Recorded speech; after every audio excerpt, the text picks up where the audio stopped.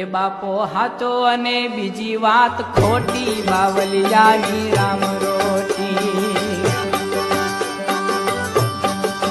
એ બાપો હાચો, એ બાપો હાચો અને બીજી વાત ખોટી,